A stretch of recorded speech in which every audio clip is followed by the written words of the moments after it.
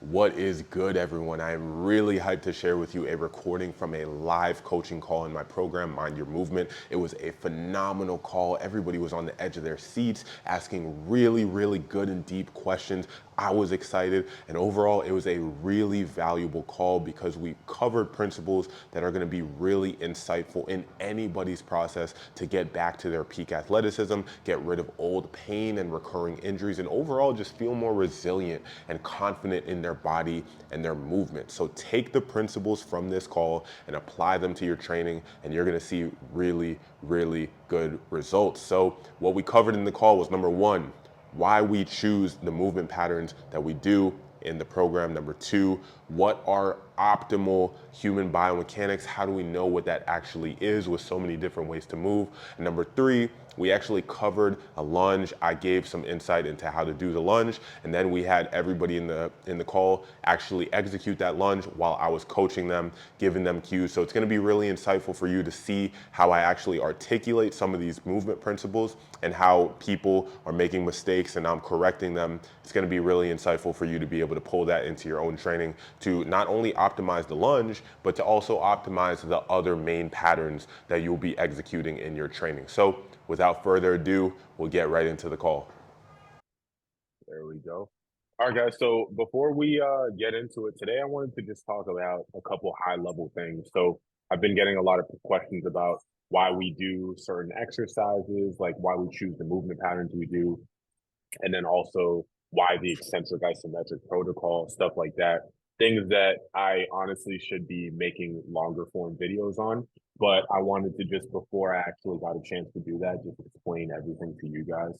And then obviously whoever's not here can just see this recording. But anyways, the first place that I want to start is why these movement patterns. So number one reason why I chose to use the vertical push and pull, horizontal push and pull, and then squat and hinge is because those, if you look at just human movement, those are, in my opinion, like the most foundational exercises. And that's a little bit subjective. Obviously, like some people choose to add in rotation to that mix. Some people choose to categorize a lunge and a squat as two different movements, but I just categorize the bilateral and unilateral as one. So you got squat, whether it's on one leg or two legs, you got hinge, one leg or two legs, and then you got the four upper body movements that I mentioned. And besides them being just, in my opinion, like the strongest patterns that we have access to as humans, just at least in like more of a two-dimensional way, they're just so simple. They're really easy to understand. So obviously I could choose like all these different patterns. There's so many different things that you could choose to when it comes to movement. You could obviously like do raises to the side, raises forward with your shoulder. You could even incorporate like your neck. You could do pushing to the side of you as opposed to pushing forward, pulling from the side as well. There's just so many different patterns, but I think that these six really, along with like the supplementary movements, I really feel like they encapsulate the entirety of the strongest patterns in human movement. And as a result, I think they transfer really well to sport. Because if you look at sport, for instance, like just a running stride, when your feet are split, so like your back leg is the furthest it's going to go, and then your front leg is the furthest it's going to go forward. When you look at that, it's literally the same exact shape as a lunge that we practice. And same thing with your arm swing. When you pause the frame of a video of somebody running at certain points, you'll see that those positions, well, at least if the person is good at running, then you'll see that those positions are in line with the positions that we'll practice in the weight room or in our training. So that's why. And then actually, I said that was the biggest reason why, but honestly, more so even because they're so simple, it's easier to learn. And honestly, this game that we're playing right here in the program is all about just becoming a better mover so that you can obviously perform better and have less injuries, feel better in your body. The base of that is movement, and the base of movement is being able to learn it. And I think when it comes to motor learning, there's some studies that show that having a lot of variance in your training is pretty important. But I think that more of what I see in my experience and also in the research is that consolidating the different amount of skills that you practice is actually going to allow you to retain them a lot better and progress in them a lot better. So that's the same in anything in life, right? Like if you have too many things that you're trying to juggle, you're trying to like do this finance course and you're trying to learn about software and you're doing all these different things, like you're just not really going to maximize and go in one direction as far. So that's the same concept that I look at when it comes to movement. And it's also just what I've seen in terms of like how I've been able to progress the fastest, how I've seen all of you progress the fastest, and all these other people. For instance, like Joe Friedman, he's just a huge guy in the space of biomechanics and kinesiology. He has a PhD in the subject, and he is just a huge proponent of consolidating movement, making it super simple, and then from there, all you have to do is just learn how to do each movement really, really well, and that's going to make you a better mover overall. And that's the whole game. Become a better mover within the frame of these six patterns plus a few supplementary ones. And then you become a better mover in the grand scheme of life and sports and whatever activities that you want to do. So hopefully that answers the question of why those patterns. Now, again, I'm not going to say those are the end all be all. It is a bit subjective to a certain extent. But yeah, that's in my opinion why I chose to use those patterns and have you all follow them. So anybody have any questions before I move on with that? Yeah, I have a question. So, Yeah, me too. in the world of sport, let's say like in my sport, there's a lot of dynamic positions that you'll end up in, where you can't even really plan for those, let's say.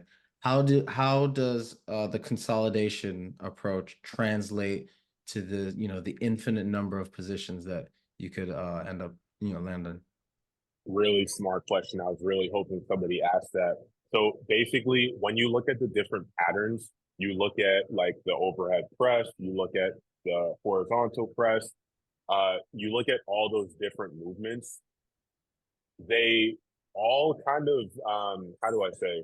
Basically, those movements that you're talking about all fall between those movements.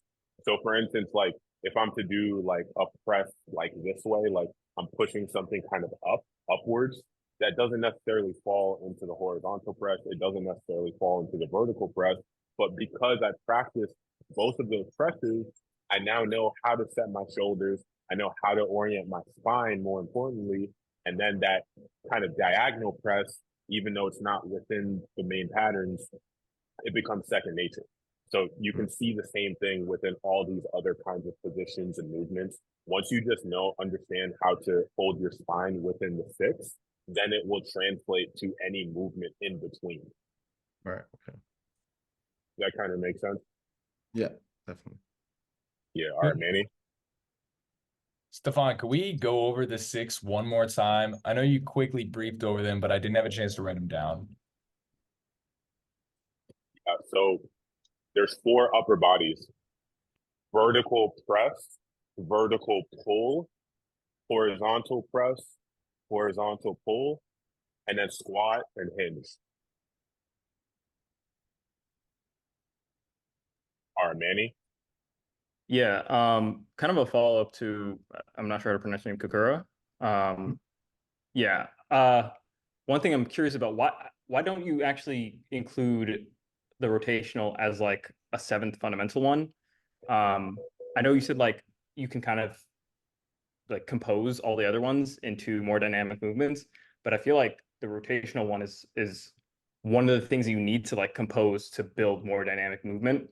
Like I think of martial arts all the time as like my example, and there's a lot of rotation there, and a lot of that, like I've been training like those six fundamental patterns for years, and then doing like even the basic martial arts, like made me realize I had no rotational function whatsoever. Like I was all like sagittal plane, I guess, or frontal plane. I forget which one, but yeah.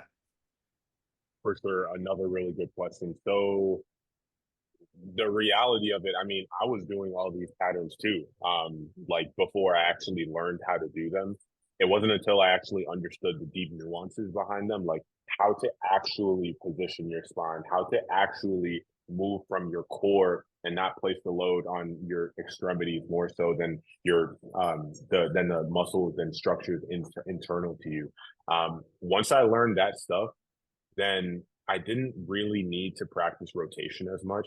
I was just able to like understand, okay, like this is how my spine is supposed to be situated. Then all I have to do is just hold that situation and then just rotate, you know?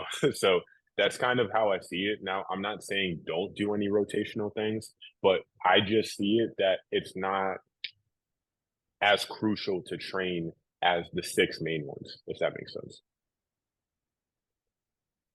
So basically, I just feel like if you can hold your body in the right positions, like it's not really a matter of strength, and that's kind of a mindset shift that needs to occur when we're talking about the system the way that we are.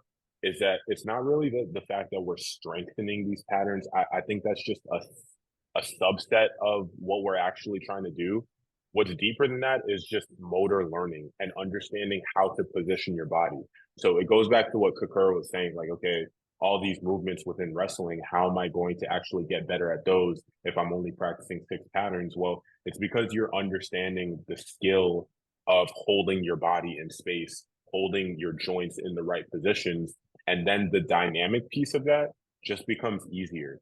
Because once you set something like, and that's how I do like even my high jump approaches. Before I'll go and like start my approach, I'll literally stand like in my videos. I cut this out like before I post them, but I'll stand there for like 30 seconds, just like closing my eyes, breathing, thinking about good posture, getting everything into place, literally standing perfectly still, a little bit of movement, a little bit of shifting. And then once I'm ready, I go. And then I just forget about everything. And my body, like more and more, it's just holding on to that posture as I do my dynamic motion. It doesn't look like I'm focused on posture as I go, but it's just naturally happening. So hopefully that answers your question. That's kind of the way I look at it.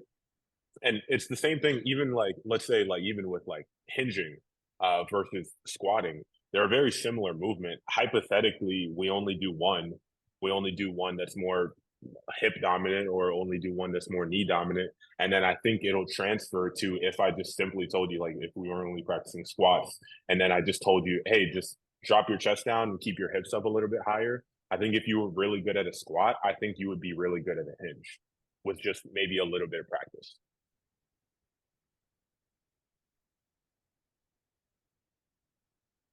Cool. Who's next? I think Drake potentially. Oh, Drake, you're good. I'm good. Kevin, I'm good good. to see you, man. What's up, Kevin? How you doing, Steph? And hello to everyone else in the call. Um, I'm good, man. my question for you is you just mentioned something that you did, like your little warm up before you do your high jump attempt about feeling that alignment. And the wording you used kind of was like, hold your body holds on to it, right? And I think for me, that's something I really relate to. Like I'll have a session and, in the hours after and, maybe the next day, I'll feel that what I learn in terms of motor control and like body awareness stays with me for like a certain period after a session. So I wanted to ask you, like, what are some things that you can do to like maximize like that retention of like that motor control and that alignment that we're talking about? That's a really solid question. Yo, I love these calls. You guys are dope. Yeah, so in terms of that, I think the best thing is recovery. I think it's really just like allowing your body to just rest because a lot of the times I think if we kind of stay stuck in this amped up state after we train, then you don't really give your body a chance to kind of download those patterns. So I'd say the biggest thing is just like recovery. Like sometimes what I'll do, honestly, I want to be a little bit better about this, but I'll just like after a training session, I'll just go and like completely chill, like just lay on my back, just totally relax. And I find that, I mean, of course, it's more anecdotal than anything, but I find that I'm able to kind of really internalize some of the motor control that I've kind of taken on. and it really just sets into my system in a more powerful way, it feels like. So I'd say that, and then other than that, just know that the changes are going to happen. You just got to keep on staying consistent. And another concept that I think is really helpful here is to understand that anything you do in life, the way that you do it is going to be ingrained in your system no matter what. So whether that's like the way that you talk to people, the way that you walk, the way that you do these exercises, whatever way that you do it habitually, that's what's going to be ingrained more within your system, within your tissues, within your nervous system, whatever the case may be. So just focus on doing it as perfect as you can, not perfect, but as perfect as you can relative to what you've done before. And then the changes are just naturally going to happen. So that's what I'd say for that. Definitely, thank you. Can I just ask you a quick follow-up? Sorry if I cut someone For else sure. off. No, you gotta get. When you mentioned recovery and rest too, like you kind of touched upon it, but when you say like nervous system and stuff, like could that intentional resting, I know you and me spoke about it, but does that play a factor too? Like kind of just sitting down and like relieving yourself of any sort of stimulus, even just like a phone or like a TV or something, and just kind of resting for a little bit? Yeah, the most important thing, because what's funny is that even when you don't have stimulus, like let's say you're just sitting here, you could still be stressed out as all hell. It's not until you consciously switch your nervous system and your state to be relaxed that you actually relax,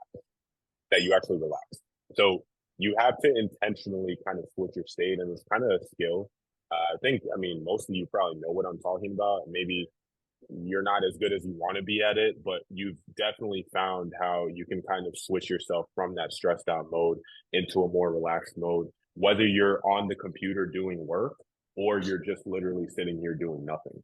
So I'd say it's like really important to whatever you're doing throughout the day, whether you're chilling or you're actually doing something work wise. I think it's really important to learn how to relax your nervous system, really kind of like do that through physically relaxing your body, breathing lighter, and it's just a switch that you flip and kind of eventually fine tune and figure out how to do more.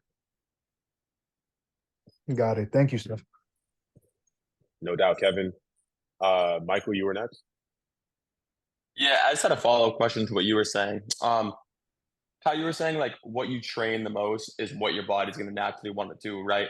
So how does that apply to posture? Just say like sitting or walking, because I've seen in a lot of videos and stuff, you don't want to hyper fixate on certain movements like your posture all the time. You can't mentally do that.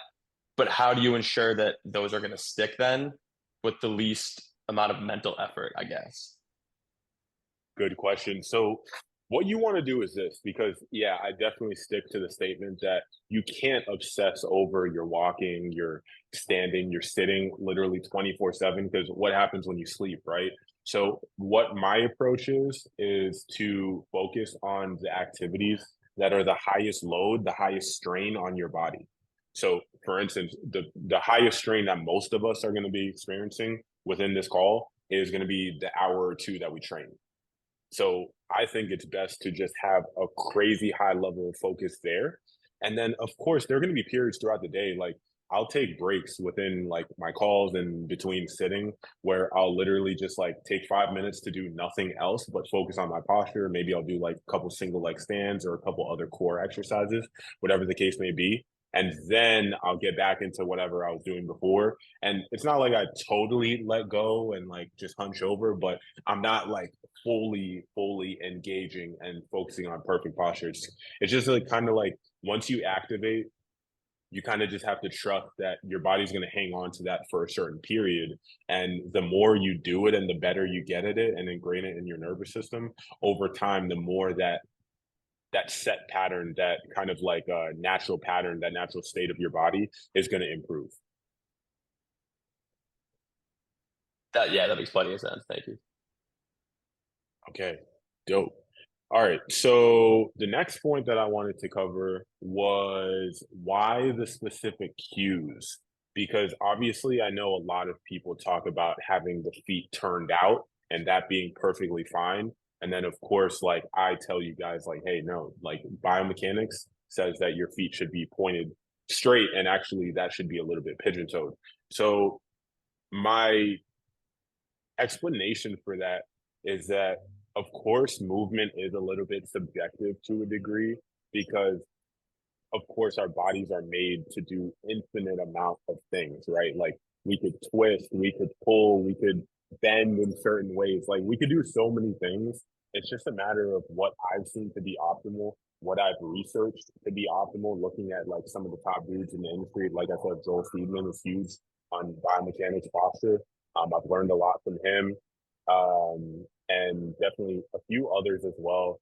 But I think a lot of it is just coming from like my internal feeling of what good movement is.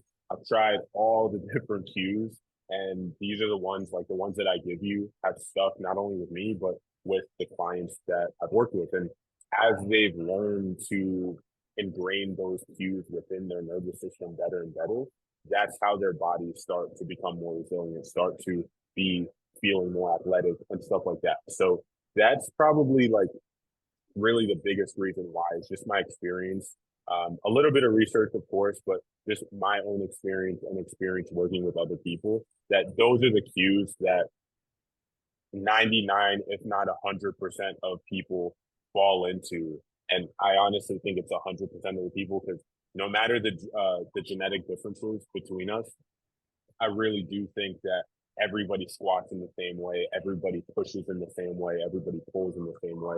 Again, like there's going to be some variance in lever length and stuff like that, but I think at the end of the day, perfect form is perfect form, and we should all be shooting for that. But ultimately, we should derive what perfect form is from your internal sensations and like your own feedback. So listen to what I say, try out what I say, but just follow your own judgment. Take what I say with a grain of salt and really kind of figure things out for yourself.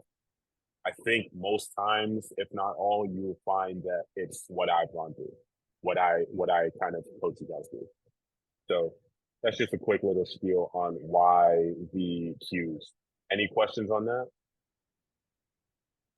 I find it interesting that like in the inverse, doctors have created a culture of like they've made new names for random quote genetic disorders. I remember when I was in 8th grade, they said that I had, what was it called? Like open-toed feet, like whenever you couldn't squat straight, so it had to go a bit out diagonally. I don't know what it was called, but they just said I had that, and it was just diagnosed, and there was no way for me to save it. I was like, oh, it's just over. Okay, I'll squat like this forever. But No, it's that's obviously ridiculous. over. I mean, how are you squatting now? You able to turn the feet straight? Oh yeah, my feet are straight the whole time. But that's because of what we've done here. There is Yeah, no man. genetic, bro. There's no genetic. Come on, like they just didn't know what they were doing. Yeah, it's strange And because. Sorry, I was just gonna say it's strange because it's obviously just muscle structure, right? And muscles can be developed in many different ways. It's strange that a doctor would just come to the conclusion that there's nothing you can do about it. It's like, here, pop some Advil, take more prescription, and then that's gonna be it. You're hopeless. yeah, commonplace is not optimal.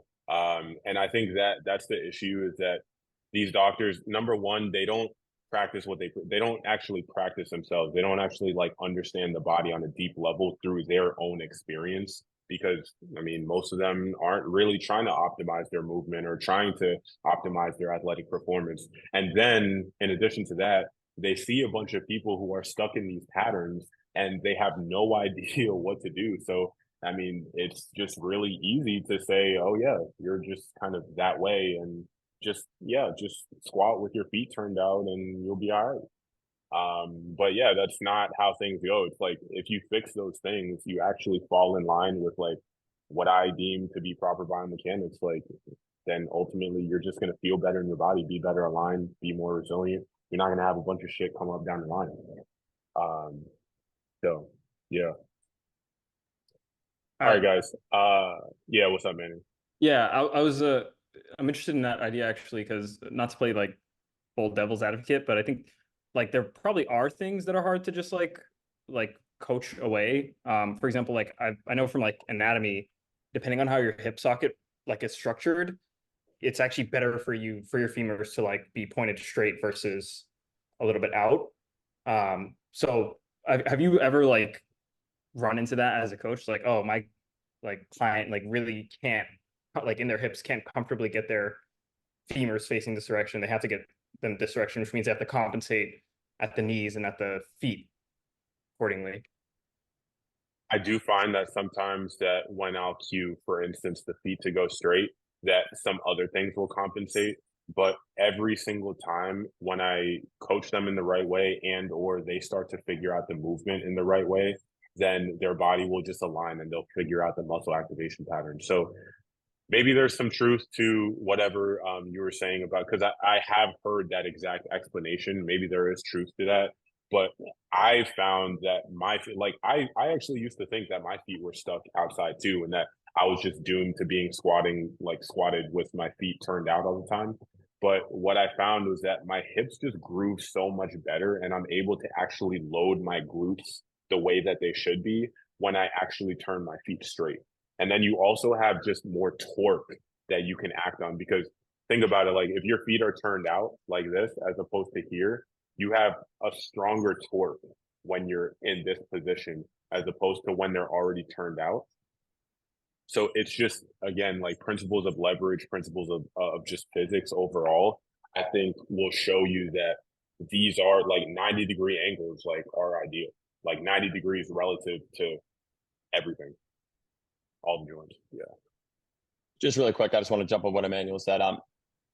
I work in the operating room, and like there are rare conditions like FIA where like a bone spur will grow on the hip socket itself and it forces your foot into external rotation. But there are new studies now that are saying that you can reposition it without surgery with like certain methods aligning with this. So it's just, I guess there are things that exist. It's just the way that it can be treated. What's cool, man, is that I've had some structural issues as well. Like, for instance, I had a sports hernia surgery that placed mesh, like, kind of in the lower quadrant of my stomach. And I had a whole bunch of, like, abnormalities pop up as a result. I had a bunch of gunk in my ankle because of sprains. I had all this, like, I had a lot of problems. And what I find, man, is that even the structural problems, as you just move properly, the movement just serves as therapy. And eventually you'll almost, even like with bone spurs, you almost like grind your bones into the right position if you just keep on using your muscles to activate you into the right positions. So, I mean, I want to operate by the mindset that you can change your body no matter what without any external factors. And if I'm wrong about that, then so be it. But I think at least shooting for that perfection is the most empowering mindset, in my opinion. Yes, sir. All right, then, guys. Wait, Stefan, can you say that one more time? That like goal that we want to play for? What did I say? Basically, I said that you really want to hold the mindset that you are in control of how your body is situated. So nobody can tell you that you can't change this or change that. It's really up to you to learn how to hold your body and do that actively. And that way, you'll be able to like transform any kind of abnormality or any kind of physical structural damage or issue. Yeah, maybe I didn't say it as good as the first time, but anyways, all right. If anybody doesn't have any questions, we'll move on to the movement portion of this. So we have 30 more minutes. So what I want to do is cover the lunge, and if we have time, cover the RDL. And then I'll also look at each one of you, whoever's able to move, obviously, because I don't know, some of you might not be able to, but whoever is able to, I'll just coach you, look at your form and stuff like that. And we could kind of go at it from there. So first, let me just explain a couple things about the lunge. So I know some of you have recently been coached by me in this, but I think worth a refresher either way. So first off, what I want you guys to do is to get into this. This is the top of a lunge right here. So my back leg is straight. My torso is just about in line with that back leg. So I'm not here. You see, I'm breaking out my hips right here. My torso is straight up and down, and then my leg is diagonal. I want to be perfectly straight in line with that back leg. And basically, as I bring this back leg closer, I basically change my torso angle. I bring it further, also changes my torso angle, but it's still the same mechanics. You're still going to keep this torso angle perfectly consistent as you move down through the hips, really focusing on not bringing this shin forward. So that's the main thing. So whatever position you choose here, that's what you want to keep, that torso angle as you move down. And that's really the hardest part, because you're forcing yourself to load into the glutes, into the hips. And that's what a lot of us have issues with, whether it's because of sitting all day or whatever else. Now, a couple little details here. Number one, you really want to make sure that this foot in front is straight. And again, that's straight in the pigeon-toed sense, not just straight what a lot of people think straight is. Super straight, even almost a little bit more internally rotated than when you were standing with 2 feet.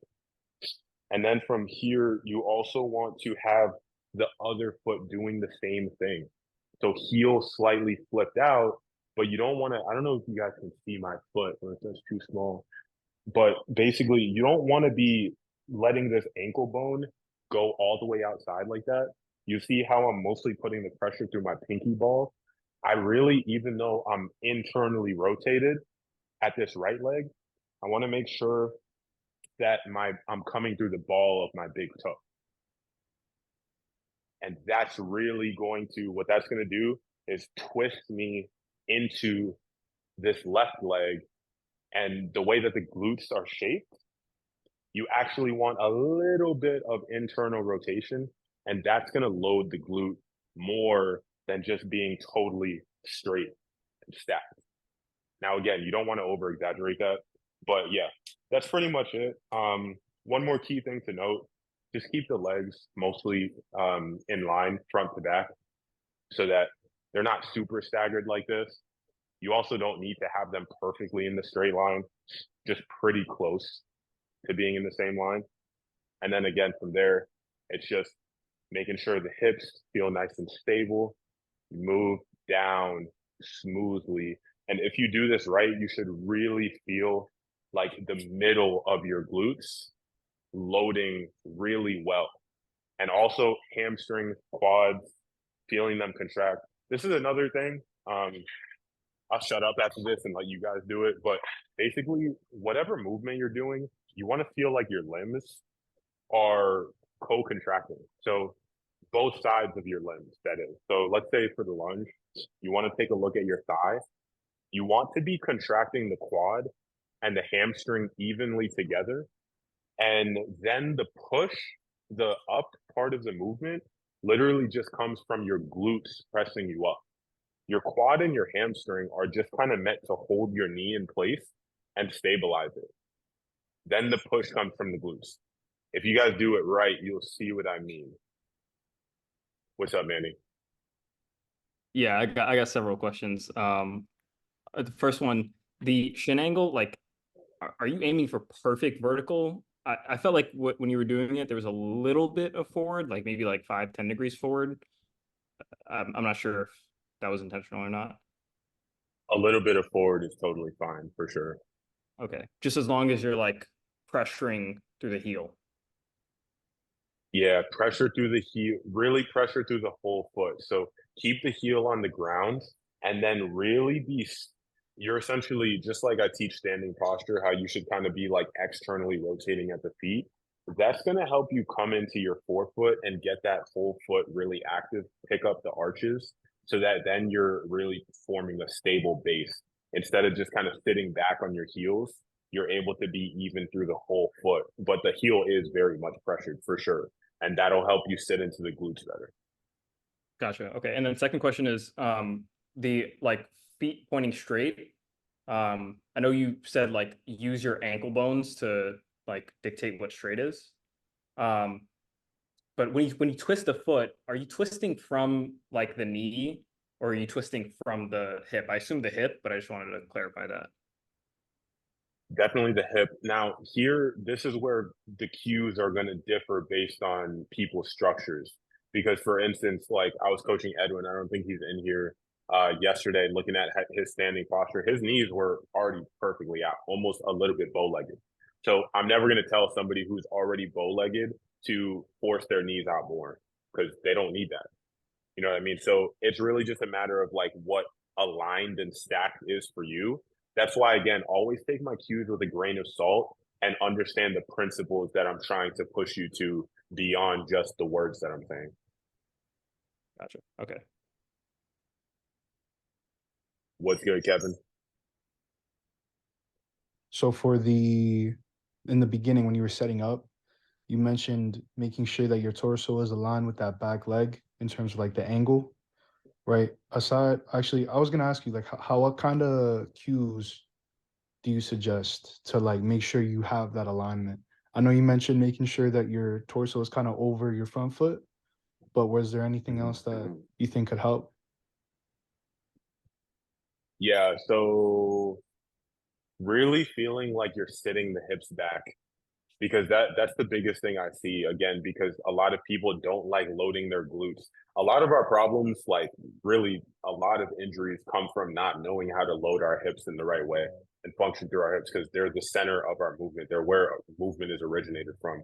So a lot of people naturally have a hard time sitting their hips back, especially when only one leg is in front as opposed to like a bilateral squat on two legs. So yeah, I would say just try and sit your hips back, feel your torso come forward so that you're hinging at your hips, almost like you're doing a hip hinge, except you're allowing yourself to stay squatted and you're not bending over your hips like so much. So yeah, I would say that. Hopefully that's helpful. Yeah, that makes sense. Thank you. Cool, no doubt, man. What's up, Michael? We haven't even done our assessment yet, so I'm sure we'll cover all that then. But just some quick questions. While you're squatting, you said you want a slight hip shift, and is that to the side you're squatting to, or do you want to stay neutral as you're squatting with your hips? I could have misunderstood. So hip shift is actually different than what I was talking about. Hip shift means that you translate laterally, like, and same with the ribs. You're shifting your hips. Or your ribs. What I said was that you're internally rotating a little bit. Okay. And so hips you are want staying that square, internally rotated to the side. Exactly. The hip should stay perfectly square. And that's actually a mistake that some people make, is that they'll try and get that internal rotation by just moving the hips, but you want to keep the hips facing perfectly straight and just kind of internally rotate at both of them. Okay, perfect. Yes, sir. All right, guys. So whoever's up to move, why don't we see this in action? Kakura, Drake, you look excited. I'm ready to go. Liam, I don't know if you're still here, but yeah, whoever's trying to move, let's definitely take a look. It's all good if you don't want to or feel up for it, but yeah, let me see you guys, and then I'll be able to coach you guys. I think this will be actually a great teaching kind of. I don't know. This is mad beneficial. Like, I mean, this is as good as it gets. Yeah, I'm glad you guys are here. I'm glad we changed the time and made this work. Seriously. All right. All right, Drake, you're already on camera, so let's see you, man. All right. So I know I don't have too much room. So it's going to be hard to see given it's at this odd angle. So You're all right, bro. Just go closer to your bed. okay, bet. I'm going to push this back. Actually, hear about this. Let somebody else go. I'm just going to move outside real quick. All right, Manny, let's see it, bro. Sorry, I'm trying to like figure out the distances and the angles because I want to get my feet. I'm doing the same. Yo, y'all are funny in your spaces, man. You got to have the home office gym like me. The home office gym. Wow. Yeah, man. No, Steph, that's not a home office gym, man. That's a lab. All right. Yeah. That's it right there. That's really allowed. All right, who's ready to move? Kakura, you look ready. Yeah. I'll go to All right, honorable. continue. Just go from the side for me, bro. Yeah. Yeah, perfect. Yeah, Okay. Well, let me just get rid of this, Matt. It's hard to do from the stack. okay.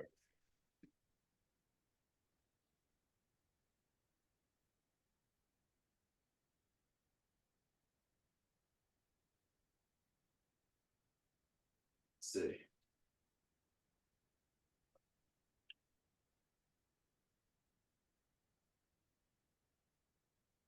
Cool. Yeah, get that starting. So that starting position, you want your shin to be vertical, not backwards. And then the same thing when you come up. A lot of people will come up out of the lunge and they'll lean their front shin back. You want to keep it pressured forward a little bit, just slightly. Yeah, that's perfect right there. Just lean forward a little bit more at the hips. Yeah, right there, and keep that chest nice and tall. Good. Yeah, there you go. And then hold that right there.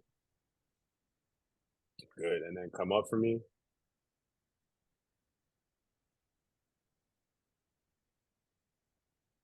Yeah, solid, man. Yeah, let's do a couple more like that.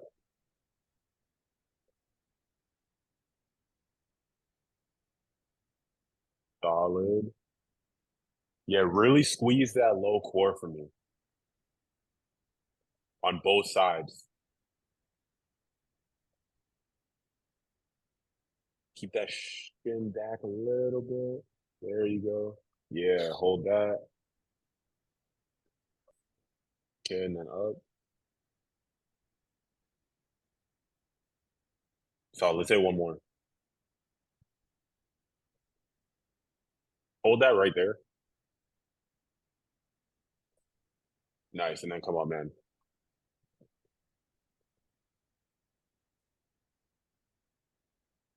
Nice. Solid, bro. How's that feel? It get easier than when we were on the call. At least more control. Like the shake Yeah. didn't shake me as much, let's say. I was able to think through it. Yeah, for sure, man. I could tell you've been practicing that and grouping in some good patterns. Yeah, keep on going with that. One thing I noticed is that you're going down a little bit lower. So Okay. what I really want you to do is try and find that optimal position. Again, you're not going to do that by just fighting to get to 90 degrees. You're going to do that by really thinking about squeezing your core, getting your spine into a super elongated position.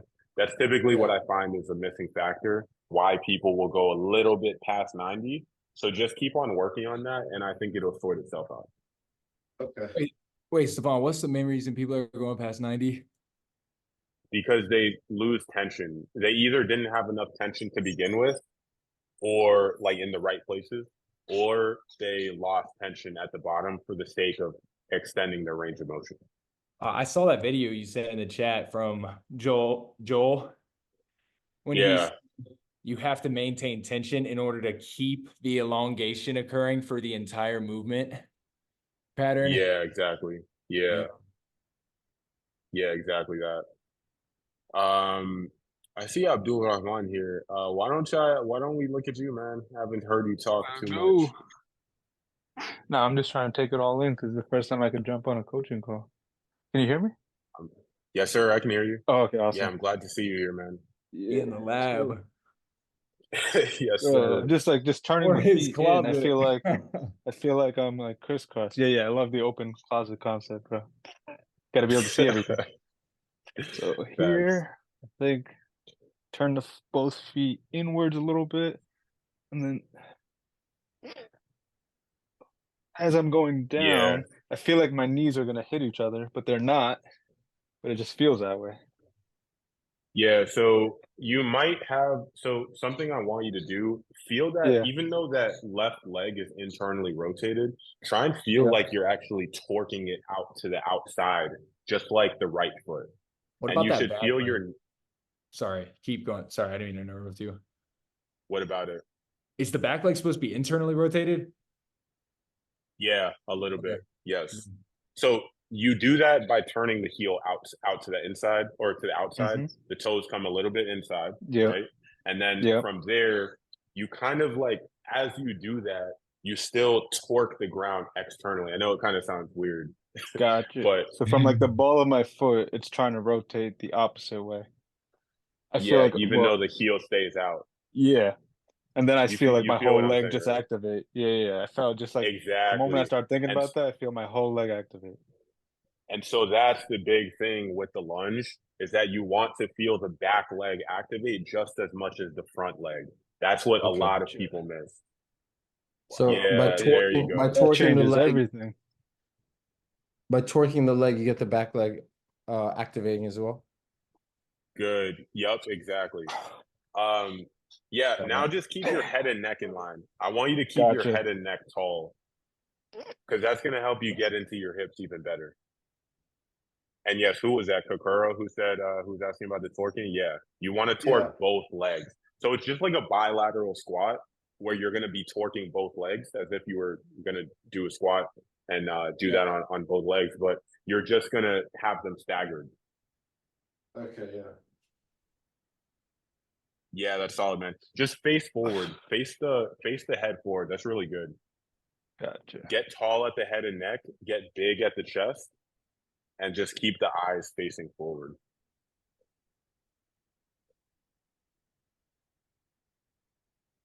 Good, man. And I would love to see that shin come back just a little bit. Sure.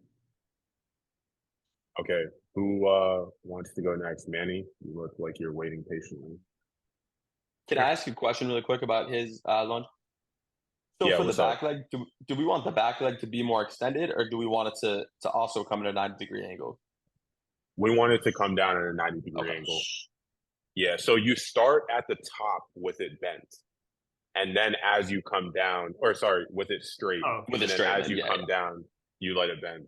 Perfect. Yeah. I have the Yes, same sir. question, so. Mind view? I feel like torquing the leg as well stops me from going too low. The back leg. Exactly. So now you see what I mean about missing tension, allowing you to sink down lower than you need to. Yeah. So you think I Yeah. should build up tension in the hips? Because I would say way higher weight is being put on my left leg than my right if I'm doing the left leg lunge.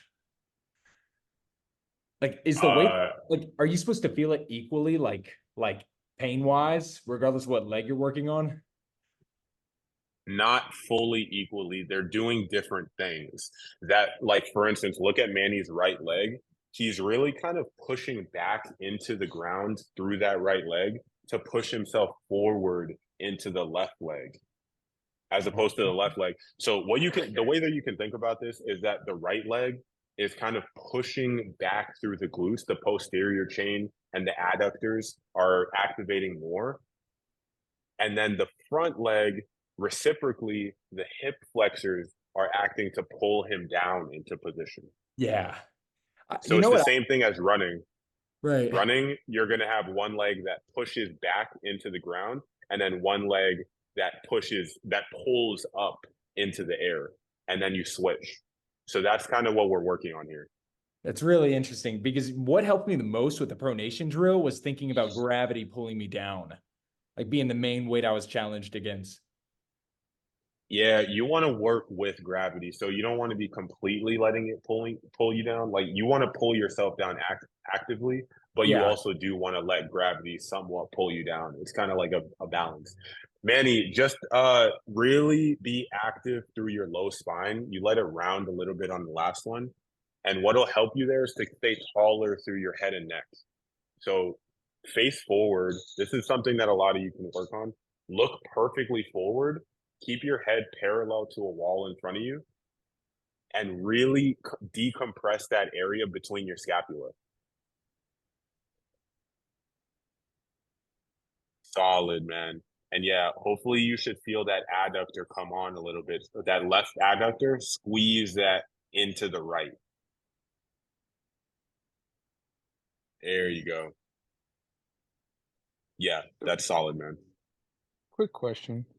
When What's we're up? setting up the lunge, our torso is in line with our leg, which is at an angle. So our head does not necessarily need to be at that same angle. It should be like perfectly straight. Our head should be perfectly straight. So Gotcha. you're gonna have some curvature, and that doesn't come from your neck. That comes Mhm. from your chest, and that's something, Manny, I think you can work on as well. Is being able to come here and yes, even though my torso is leaned forward, what I'm going to do is pick up my sternum and I'm stretching my abs. Like I'm keeping the abs on tension, but I'm just stretching my sternum up so that I have that nice tall head and neck position, even though my torso is facing down. So you want to Gotcha. extend the upper spine, correct? Extend at the T spine, Okay. exactly. Exactly. Yeah. All right. And what I like more than saying to extend at the T spine is to lift the sternum, because I feel like a lot of times people kind of lose that tension through the front of their core at the sake of just extending at their T spine. So I like to explain it in terms of your sternum. Raise your sternum while keeping that rib cage locked down with your core.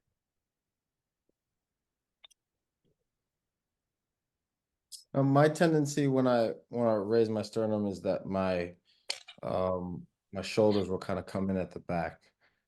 Is that the correct outcome? Like for my shoulder blades to go in check like that, or What do you mean they go in? like my shoulder blades will kind of come in when I raise my sternum, for example. So they'll squeeze at the back, or should I try to keep them out Yeah. while? That's because you're not really engaging the front of your core the right way. So Okay. you're trying to do what I was just saying I don't want people to do in Yeah. extending at that T spine, and you're Yeah. losing the control through here. So you really have to squeeze the hell out of this low core and really the whole core girdle itself, and then try and think, okay, now I need to hold that and stretch myself up. And that's really hard. Like that takes a lot of tension. Like it's hard. Yeah. So is it more helpful Um, to set your core and tension it properly and then extend or raise your sternum as opposed to just doing it automatically and then trying to tighten your core with it? yeah, that's kind of how I've taught it. Now some people that might not be the case. Some people might be able to just like connect their core already as their sternum is in place. I've actually done it both ways. Like sometimes like I'll get my chest up nice and tall, and then I'll start to find the connections that are missing through my core. All right. Time. Stefan, can I go real quick? Let's see it, Drake. All right, bet. Oh, you got mad space now. I do. I had to move to the other room. All right.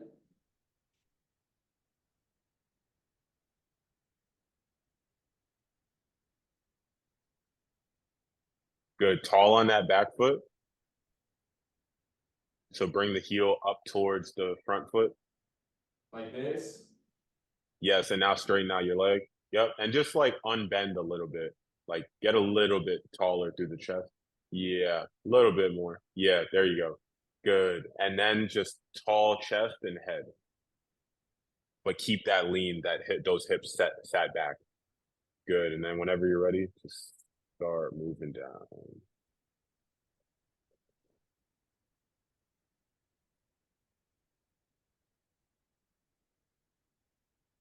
Good. Just don't let that shin come back as you come up. Keep that pressure on the shin forward. In the back leg? No, front leg.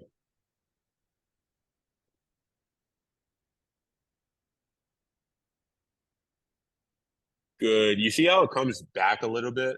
Like if you were to only stand on your left leg, you would fall backwards. Yeah. Keep it forward, shin forward. It's tough, but it'll help you access your glutes a lot better. Okay. Shin forward, shin forward. And then hold that right there. Hold the bottom. Squeeze your core.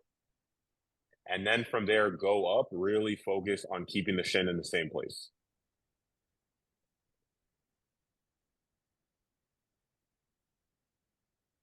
There we go. One more like that, man.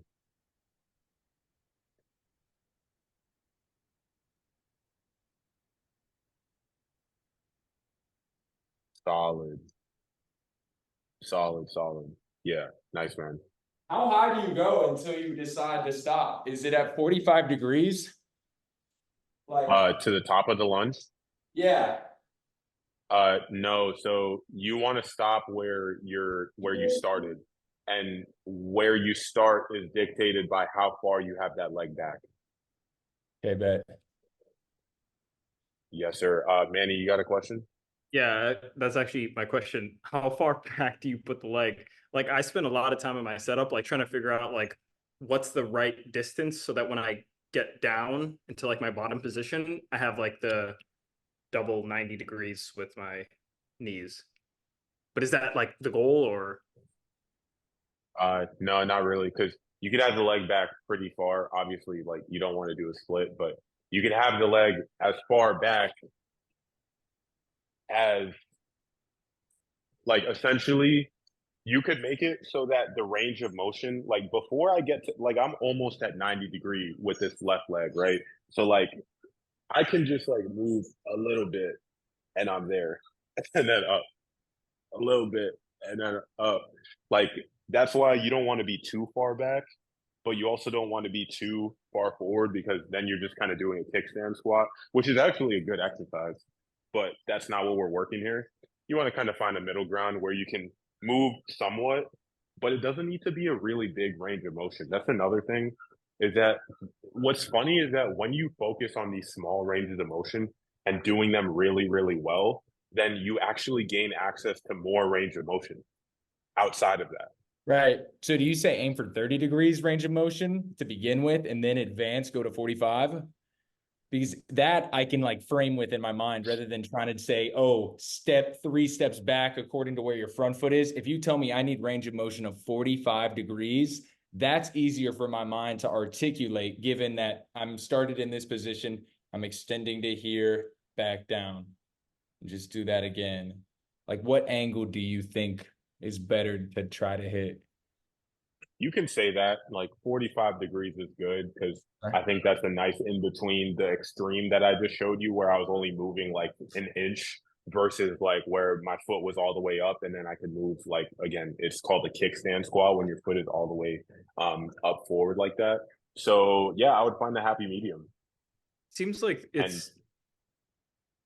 yeah, I was gonna say, like, I'm trying to like just deduce it from the way you do it. It seems like it's somewhat of like a, like intuitively it's like your most like athletic, like stable position in a lunge. That's kind of what you're going for. And it seems like that happens where the back knee at the bottom ends up like somewhat like below the hip. Like that's where it's, like you find that stability. Yeah. Yes, for sure. You want to have that back knee below the hip, because again, like if you look at a sprint stride, that's what happens. Like the knee can come back behind the hip a little bit, but for the most part, it's going to be underneath. Yeah, like I almost want to try setting up from the bottom instead, like finding that position with the front shin like vertical, back leg like basically under the hip, and then rising from there and then grooving from that. I don't think that's a bad idea. I think that can definitely work. You can for sure try that out. For me, it's just like I like really in actuality, you should be able to have your foot at all these different distances and be able to do the lunge no matter what. It's just, of course, it's going to be more difficult. Like if I bring my leg further out, that's going to be more difficult. And then also, if I like, it's like a bell curve, let's say, like the further out it is, the harder it is, but also the closer it is, the harder it is. And then there's a sweet spot, the bell curve, like where it's a little bit easier. But that doesn't mean that you shouldn't be able to do it. Anybody else have any questions? Liam, you've been kind of silent, man. You got anything, man? I would love to hear from you. No, but if I can get my camera figured out, I'll have you coach me on my What's up with your camera? Yo, that iPad tracks like crazy, man. I know, yeah, it keeps moving. I'm like trying to get set up and then it moves. I'm like, what the hell, dude? I remember the first time we were on a call, like your iPad was just going crazy with the zoom ins everywhere. Yeah, like what are you zooming in on, bro? I was wondering why you did that because it zoomed in on the carpet like 10 minutes ago for no reason. Like there was nobody there. There's just nothing happening. I was like, what? All right, let me ping you. There you go. All right, it's Solomon. it's zooming in on me, right? It's not zooming in on a cat or something. If possible, you could tilt it upwards because I can only see your lower body. Really? God Yeah. dang it. You can't do yeah, that would be perfect. Yeah. There you go. I don't think I can get it to stay like that. This case I have it in is kind of not conducive to. All right, how's that? Perfect. Yeah, that's really good. Yo, what is that thing to the left? Yeah, is that a What thing? sauna? No, No, bro, that's one of Yeah, those look- cat rollers, like the That hamstring wheels, thing? but for a Yeah, cat. it's like a hamster wheel for a cat. I thought it was a sauna too, if that's what you're gonna say. Bro. I'm a cat dad. My mom has one of those, but it doesn't work. No cat. They're not even fat. They just won't hop on it. All right, Yeah, let me you watch kinda- Liam real quick. You do kind of have to prompt them to get on it with like a toy or something. That treat. Okay, hold that right there. Okay, and then come up. Liam, what I want you to do, really focus on the area. Yeah, that's good, man. Focus on the area between your shoulder blades, the spine in particular. Feel like you're pulling two ends of a rope apart between the shoulder blades to get This your way? spine nice and tall. Yeah, so like the Like bottom of this? your shoulder blades and the top of your shoulder blades, yeah, where your spine is, just pull that area apart. So like Yeah, open the chest good. more. Exactly. Yes. And then now just face your head forward. Yeah, good. And then go straight down. Don't lean back as you go down. Good. And then hold that right there. Yeah, and just squeeze that low core and then come up. Good, man. Keep the hips sat back just a tad. Yeah, there you go. And then nice tall chest, just like we worked on. And then really, I want you to really squeeze both sides of your low core, like right where the legs meet your pelvis. Just squeeze that area, and then slowly move down.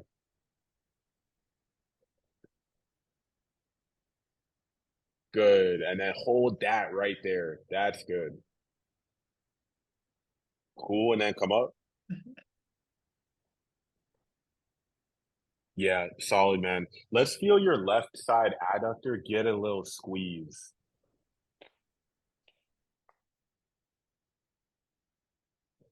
Want me to You go really again? want to feel. Yeah, I mean, if you're not burning or something. No, I'm good. Okay, yeah. So left side adductor, really feel that press into the right side.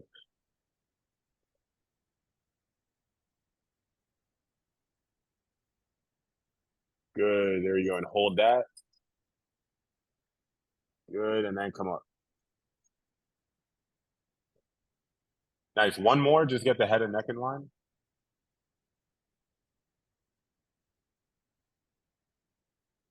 Good. Hold that right there.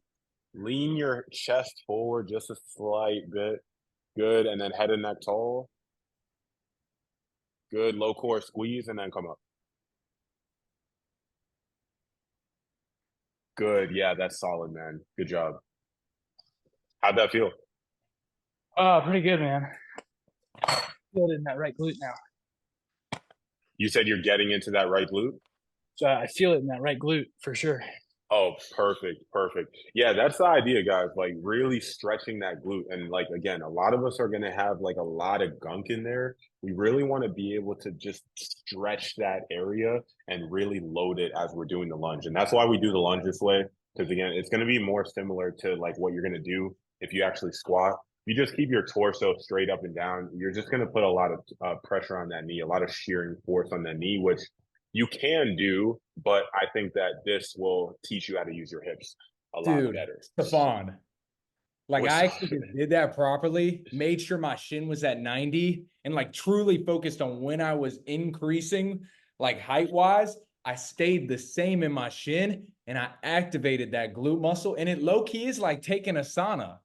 What we all thought was the wheel, I feel so much better and only did 2 reps. I'm not even playing. Like I literally feel like I could go outside right now and hit a club. That's the idea, man. Bro, That's really the idea. Dude, that actually is wild. Like that's wild. Now you see why I say like you don't really need these long extended warm-ups like a lot of people do. What I do now, I literally just hit a couple of these body weight movements. Like I'll hit a super perfect push-up, I'll hit a couple lunges, a couple RDLs, single leg stands always, like eyes closed, single leg stands always. And then I'll mix that in with what I'm gonna do for that day. So let's say like I have a sprint day, then I'll run at like 60% intensity. In between, I'll do these different body weight movements with like perfect form. That was tough. Yeah. Yeah, that's my warm up. Yeah, guys, we're a little bit over time. Does anybody else have any questions before we go? You think I could go quickly with the movement?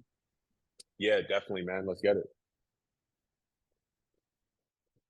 While he's setting up, I just have a quick question, Steph. For sure. The like thoracic spine extension, I struggle doing that without